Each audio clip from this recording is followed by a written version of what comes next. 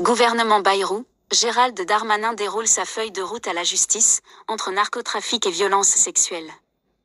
L'ancien de l'Intérieur et nouveau ministre de la Justice Gérald Darmanin veut placer les 100 plus grands trafiquants de drogue à l'isolement, sur le modèle des terroristes.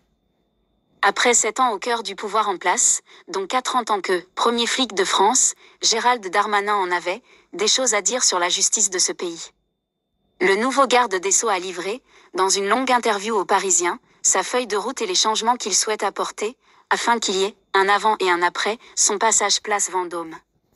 Celui qui manifestait il y a quelques mois aux côtés de policiers scandant « Le problème de la police, c'est la justice » a rectifié le tir, estimant que le problème résidait plutôt dans les moyens de la justice. Malgré un budget qui s'annonce resserré, il espère donc obtenir des crédits supplémentaires pour mener à bien son action si attendue par les Français. Cela fait plus de 30 ans que la justice fait des efforts, estime-t-il, tout en pointant l'ordre protocolaire de son ministère.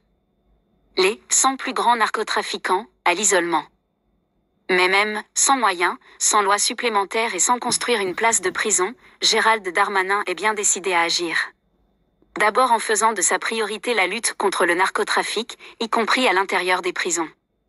Aucun Français ne comprend pourquoi certains continuent à diriger des trafics depuis leurs cellules, à envoyer de l'argent et même à commander des assassinats, constate celui qui veut nettoyer les prisons françaises.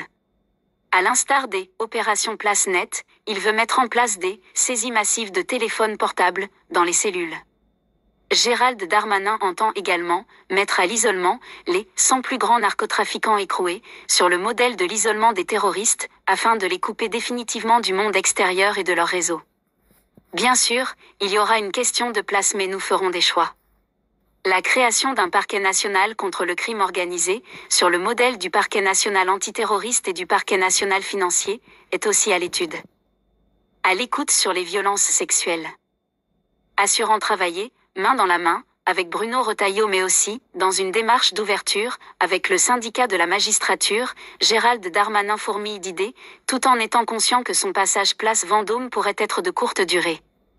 Une circulaire doit être envoyée au procureur, avant le 1er janvier, pour affirmer la priorité absolue sur les dossiers de violence contre les personnes, rendre systématique le fait de taper au portefeuille, et simplifier l'action de la justice, en abrogeant de précédentes circulaires.